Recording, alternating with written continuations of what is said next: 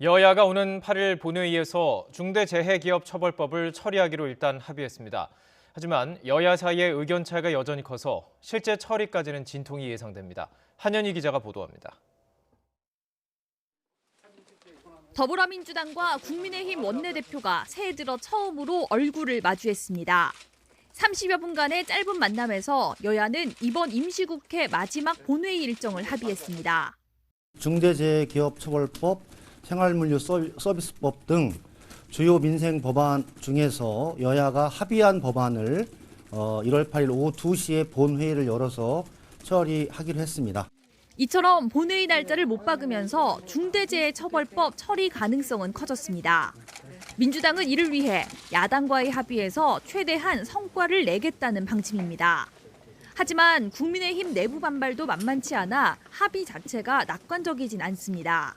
법리에도 현실에도 맞지 않는 이 법을 막무가내식으로 일단 시행해보고 문제가 있으면 보완하자는 여당의 태도는 참으로 못난 짓입니다.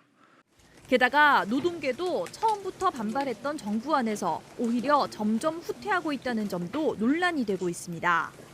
정부는 1차 의견서에서 중대재해법 적용 유예 대상을 100인 미만 사업장으로 낸 데 이어 2차 의견서에서는 300인 미만 사업장으로까지 확대하자는 의견을 전했습니다.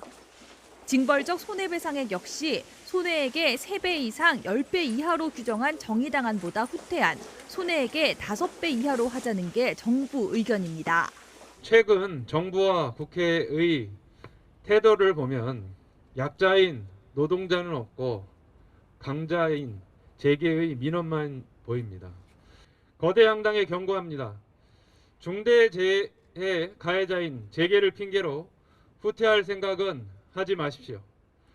여기에 과거 안전관리를 소홀히 한 이력을 근거로 중대재해 책임을 묻는 인과관계 추정을 삭제하고 관계공무원 처벌 범위를 축소하는 방향으로 논의가 진행되는 것을 두고도 반대 목소리가 큽니다.